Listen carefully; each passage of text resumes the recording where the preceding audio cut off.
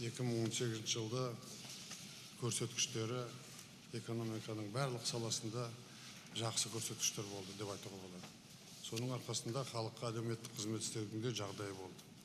Атап айтсақ, экономиканың өсімі 4%-тен жоғары болды. Бұл жалпы дүниежүзілік орташа өнімнен жоғары. Негізінен саудаға 7-де 6, транспортта 4,5, өнеркәсіпте 4-тен асып өсім бар. Басқа салаларда да жақсы қарқын байқалады. Инфляцияның жылдық көрсеткіші 5,3%, солай деп біз жоспарлаған болатынбыз. Негізгі капиталға инвестициялар 17%-тен жоғары, бұл да жақсы көрсеткіш деп айтуға болады. Жалақының ең төменгі мөлшері 1,5 есеге артты. Осы айдың ішінде белгілі болу керек.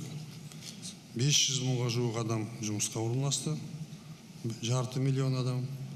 113 мың отбасы жаңа баспанаға ие болды. Біздің коэффициент семейности 4-те 1 деп санайды. Соны санаған кезде 500,000 адам жаңа пәтерге кіріп қуанышқа бөленді.